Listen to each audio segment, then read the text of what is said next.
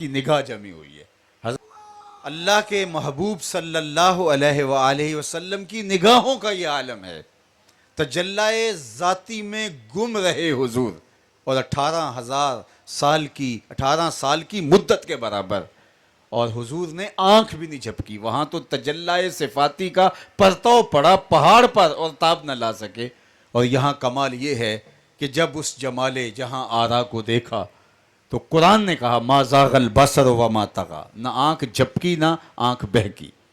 کیسی آنکھ ہے یار، ذرا توجہ ہو آپ کی۔ تو یہ دنیا پر پہلی مرتبہ ہوا کہ منظر نے نظر کی تعریف کی۔ ہمیشہ نظر منظر کی تعریف کرتی ہے۔ آپ کسی نظارے کو دیکھتے ہیں تو آپ ہی تعریف کرتے ہیں کیا نظارہ تھا۔ شمالی علاقہ جات میں جاتے ہیں موسم گرما میں، تو پہاڑوں پر جمے ہوئے برف اور کوثاروں کے مناظر کو آپ بیان کرتے ہیں، پھوٹتے جھرنے، بہتی ندیاں، اور جھیل کی طرح جو ہے وہ آنکھ کی طرح بچھی ہوئی جھیلیں۔ اقبال نے بھی کہا تھا من خدا را آنجا دیدم بے حجاب، میں نے وہاں اللہ کے جلوے بے نقاب دیکھے۔ تو کسی منظر کو نظر دیکھے تو نظر تعریف کرتی ہے، ناظر تعریف کرتا ہے، لیکن معراج کی رات یہ پہلی بار ہوا کہ جب اس نگاہ نے منظر کو دیکھا تو منظر پکار اٹھا ما زاغ البصر وما طغی، واہ واہ کیسی نظر ہے، نہ بھٹکتی ہے نہ بہکتی ہے۔ تو یہ ہے اس نگاہ کا عالم۔ جس سمت میں دیکھو، جناب یوسف علیہ السلام کو حسن دیا گیا، اور ان کے حسن کی دہائی تھی۔ زلیخا دل ہار بیٹھی، اللہ اکبر، بلکہ انہوں نے کہا تانا دیا، ملک تیموس کی بیٹی ہو کر، عزیز مصر کی بیوی ہو کر ایک غلام پہ دل ہار گئی۔ یہ باتیں جب زلیخا تک پہنچی تو اس نے کوئی مناظرہ کرنے کی نہیں ٹھانی، اس کو پتا تھا تیرا علاج نظر کے سوا کچھ اور نہیں۔ کہا کہ یہ مناظرے سے، گفتگو سے، بحث سے نہیں مانیں گی۔ ان سب کو دعوت میں بلایا، ان کے ہاتھوں میں فروٹ دیے اور چھریاں دیں، اور جب وہ کاٹنے لگی تو جناب یوسف ساتھ والے کمرے میں تھے، ان کو جا کے کہا وقالت تخرج علیہن، 2 لمحوں کے لیے آ جا، میرے پیار کی لاج رہ جائے۔ یہ کہتی ہیں غلام پہ دل ہار گئی، انہیں پتہ چل جائے غلام ہے یا امام ہے۔ حضرت یوسف نے ہلکا سا نقاب سرکایا اور یہ ناشپاتیاں کاٹنے لگی تھیں، لیکن جو ہی جناب یوسف کے چہرے سے نقاب ہٹا ان کے ہوش اڑ گئے، ناشپاتیاں کاٹنے لگی تھیں۔ فَقَطَّعْنَ أَيْدِيَهُنَّ وَقُلْنَا حَاشَ لِلَّهِ مَا هَٰذَا بَشَرًا إِنْ هَٰذَا إِلَّا مَلَكٌ كَرِيمٌ۔ قرآن نے بیان کیا تو انگلیاں ان کی کٹ گئیں اور خون بہنے لگا، اور کہنے لگی یہ تو کوئی بشر ہے ہی نہیں، یہ تو کوئی مقرب فرشتہ ہے۔ اللہ اکبر، جب تک دیکھا نہ تھا تو کہتی تھی غلام پہ دل ہار گئی، لیکن جو ہی دیکھا تو انگلیاں کٹ گئیں۔ اب سیدہ عائشہ کی سنیے رضی اللہ تعالی عنہ، محبوب کائنات، لوامی زلیخاں لو رأینا جبینہ، فرماتی ہیں کہ زلیخا پر اعتراض کرنے والی، ملامت کرنے والی، جنہوں نے جمال یوسفی دیکھا اور انگلیاں کاٹ لیں، کہا اگر وہ میرے حضور کی پیشانی دیکھتی دل کاٹ لیتی۔ وہ اللہ نے اپنے محبوب کو حسن دیا ہے۔ لکھاں آئے لوک زمانے تے، محبوب خدا جیا کوئی نہیں، لکھاں سونے بن بن بیندے نے، اودی خاک پا جیا کوئی نہیں۔ حضرت ابو ہریرہ بولے کل قمر لیلۃ البدر لم ارا قبلہ ولا بعدہ مثلہ۔ کیا پوچھتے ہو، 14ویں رات کا چمکتا ہوا چاند تھے میرے حضور، حضور جیسا نہ پہلے دیکھا نہ بعد میں دیکھا۔ حضرت حسان بن ثابت پاس ہی کھڑے تھے، کہا دیکھتے کیسے، کسی ماں نے جنم دیا ہو تو دیکھیں، خدا نے وہ سچا ہی پن چھڑیا جدے وچ محمد نو ٹالیا سی۔ حسینہ جمیلاں دا منہ موڑ دیتا، محمد بنا کے قلم توڑ دیتا۔ ایسا پیکر تراشا، ایسا چہرہ بنایا، ایسا جمال دیا۔ رخ مصطفیٰ ہے وہ آئینہ کہ اب اس سا دوسرا آئینہ، نہ کسی کی بزم خیال میں نہ دکان آئینہ ساز میں۔ وہ جمال اللہ نے اپنے محبوب کو عطا فرمایا۔ رخ کے آئینے میں مصور سجا ہوا، چہرے کی ہر لکیر پہ قرآن لکھا ہوا، آنکھیں کے باب حرم کھلا ہوا۔ کیا جمال، کیا خوبصورتی، کیا جو ہے وہ کیا شمائل اللہ نے اپنے محبوب علیہ السلام کو عطا فرمائے۔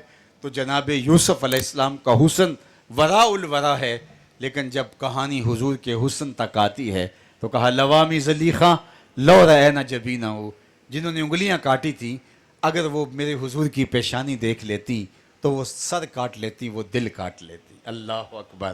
اور یہاں میں اپنی بات کو مکمل نہیں کر پاؤں گا جب تک میں اپنے امام کا وہ شعر آپ کے سامنے نہیں رکھ سکتا، جو کہ صنعت تضاد کا اردو ادب کے اندر بے مثیل شعر ہے۔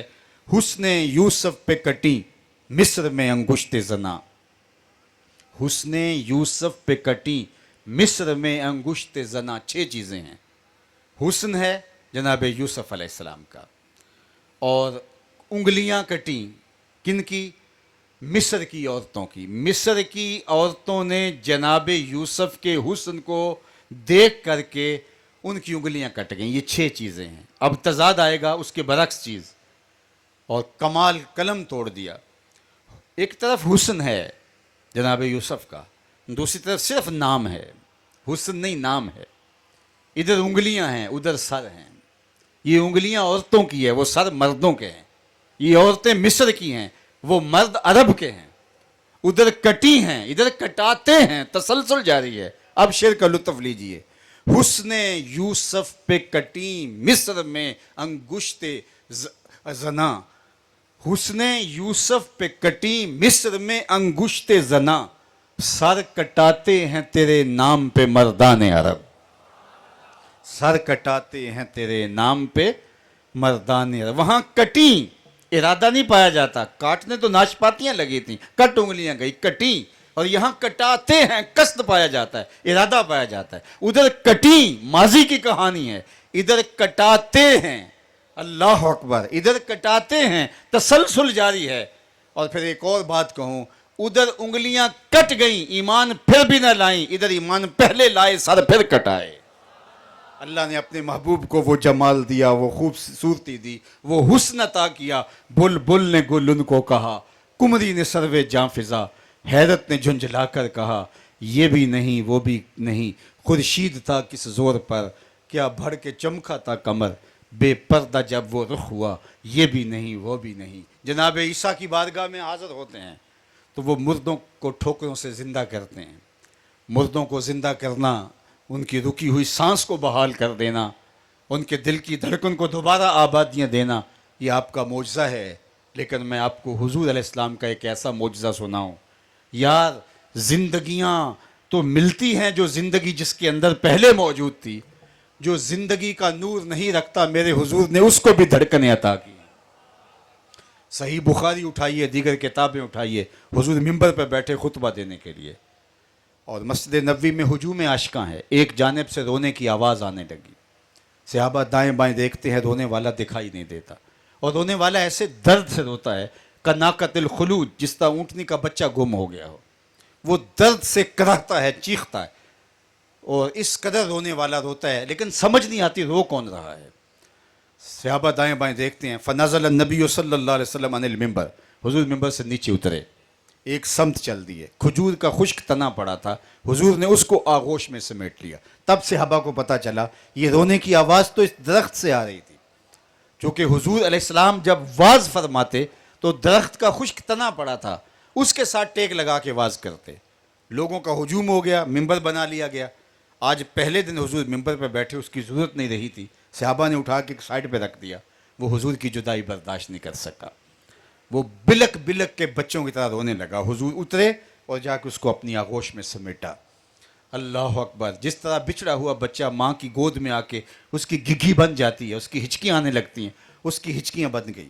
حضور اپنا دستے شفقت پھیرتے رہے، آہستہ آہستہ اس کی ہچکیاں کم ہو گئیں، پھر وہ خاموش ہوا تو حضور واپس آئے، صحابہ کی آنکھوں میں استجاب تھا، تو آقا کریم نے تاریخ سا جملہ کہا، سنیے، لو لم افعل ہاکذا لحن الی یوم القیامہ، صحابہ اگر میں منبر سے اتر کے اپنے عاشق زاد کو یوں تسلی نہ دیتا، یہ قیامت تک روتا رہتا۔ اللہ اکبر۔ حضرت محمد بن سیرین تابعی ہیں، وہ اس حدیث کو سن کے رویا کرتے تھے، کہتے جب خشک تنا حضور کی یاد میں روتا ہے تو ہمارے سینے کے اندر تو دھڑکتا ہوا دل موجود ہے، تو ہمیں اپنے آقا و مولا کا پیار، حضور کی محبت کس لیول میں ہونی چاہیے اور اس کا معیار کیا ہونا چاہیے۔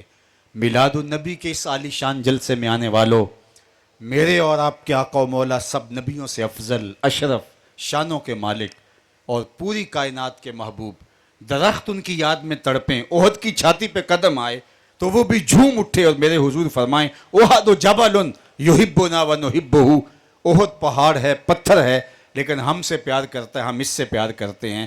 پتھر کا کلیجہ بھی حضور کے پیار میں دھڑکتا ہے، اور ہمارے سینے میں رکھا ہوا دل اگر حضور کی محبت میں پگھلتا نہیں تو پتھر سے بھی بدتر ہیں ہم۔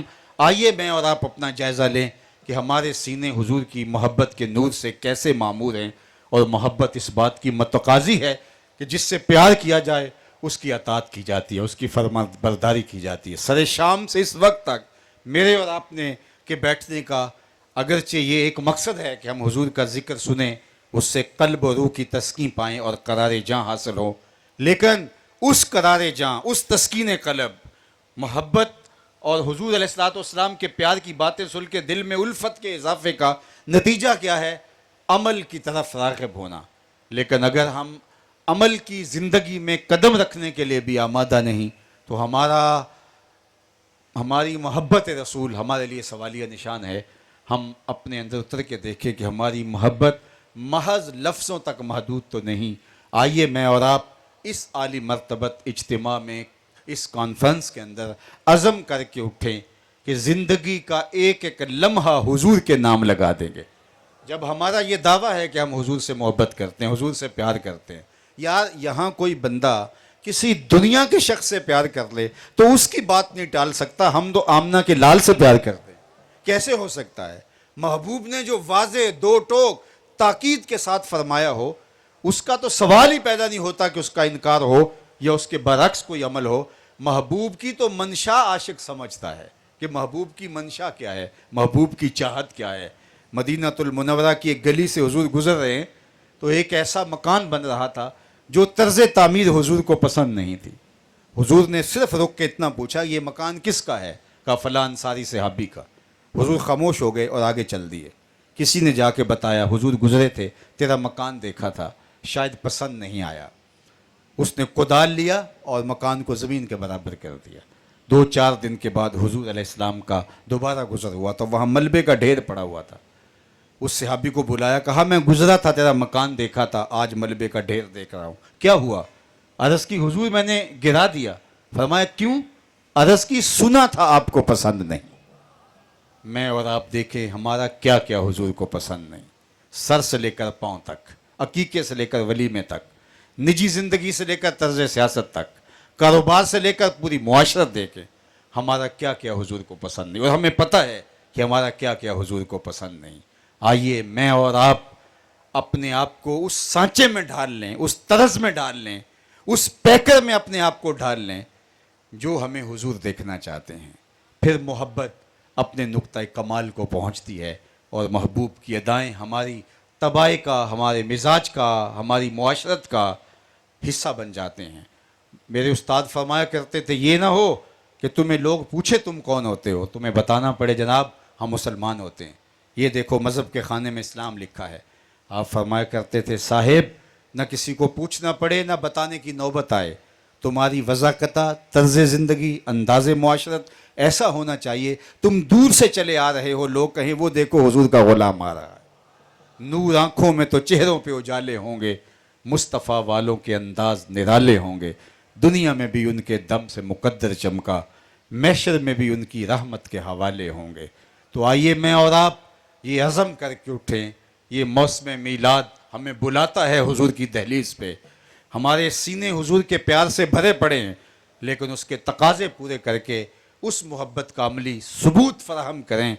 اور اقبال نے تو 2 لفظوں میں بات ختم کر دی، کی محمد سے وفا تو نے تو سب تیرے ہیں، کی محمد سے وفا تو نے تو ہم تیرے ہیں، یہ جہاں چیز کیا ہے، جہاں چیز ہے کیا، لوح و قلم تیرے ہیں۔ پھر اگر تو ان کا ہو جائے پھر قلم بھی تیرے ہاتھ میں دے دیں گے اور تختی بھی تیرے ہاتھ میں دے دیں گے، پھر اپنی تقدیر تو خود لکھے گا، تیری تقدیر کے فیصلے واشنگٹن میں نہیں ہوں گے، لیکن شرط یہ ہے کہ اپنے آپ کو حضور کا وفادار بنا لے۔ اللہ جل شانہ آپ سب کو جزائے خیر دے، دارین کی سعادتوں سے بہراور کرے، اپنی پناہوں کا حصار دے۔ وآخر دعوانا ان الحمدللہ رب العالمین، الحمدللہ رب العالمین، والصلاة والسلام علی اشرف الانبیاء والمرسلین، اللہم انی اسألک العفو والعافیت والمعافات الدائمۃ فی الدین والدنیا والآخرہ۔ اللہ اٹھے ہوئے ہاتھ، پھیلی ہوئی جھولیاں اپنی رحمتوں سے بھر دے۔ بخت کی بہاریں نصیب فرما دے، مقدر کی خزائیں رخصت کر دے، جئیں تو تیرے لیے، مریں تو تیرے دین کے لیے، اور زندگی کی آخری ہچکی تک تیرے رسول کے وفادار رہیں، ہر علت سے، ہر قلت سے، ہر ذلت سے رہائی دے دے، اپنے پاک نبی کے در کی گدائی دے دے، نفس اور شیطان کے مکر و فریب سے، دجل و تلبیسات سے ہماری حفاظت فرما۔ جتنے لوگ آئے ہیں اللہ ان کے واپس گھروں میں پہنچنے سے پہلے پہلے اس اجتماع کی برکتیں سب کے گھروں تک پہنچا دے۔ اللہ خیر و برکت کے قافلے اتار دے، رحمتوں کا سائبان تان دے۔ اللہ میرے ملک کو معیشت کا جمال، معاشرت کا حسن اور صالح اقدار کا نور عطا فرما دے، نیک صالح پاکیزہ اہل اور دیانتدار حکمران عطا فرما دے۔ اللہ غزہ کے مسلمانوں کو آزادی کی بہاریں عطا کر۔ اس آسمان کے نیچے، زمین کے اوپر تیرے علاوہ ان کا کوئی آسرا نہیں، اللہ ان کی مدد اور نصرت فرما۔ ادارۃ المصطفیٰ حلقہ سرگودا کے جملہ دوستوں کو قدم قدم پہ خیر عطا فرما۔ آپ کے شہر میں المصطفیٰ اسلامک سینٹر بن رہا ہے، آپ کی آمین کے ساتھ اللہ کی بارگاہ میں عرض کرنا چاہوں گا کہ اللہ اس کے لیے خزانہ غیب سے وسائل عطا فرما اور اس کو بہت جلد تعمیر کے مراحل سے گزار کے تکمیل کی منزل تک پہنچا دے۔ اپنا خاص کرم فضل ہمارے محترم علامہ کاشف صاحب اور ان کے رفقائے کار کے شامل حال فرما۔ شہر کے عمائدین اور جتنے بھی عالی مرتبت سامعین حاضرین تشریف لائے اور جو مختلف ذرائع سے ہمیں سن رہے ہیں، اللہ سب کو اپنی خاص پناہیں اور امان عطا فرمانا، اس شہر کو خوشیاں، برکتیں اور رحمتیں عطا کرنا، یہاں کے باسیوں کے حال پہ رحم فرمانا، حضور کے نام کے پھریرے لہرانے کی ہمیں توفیق دینا۔ وصلی اللہ تعالی علی النبی الامین وآلہ واصحابہ اجمعین برحمتک یا ارحم الراحمین۔ السلام علیکم ورحمۃ اللہ وبرکاتہ۔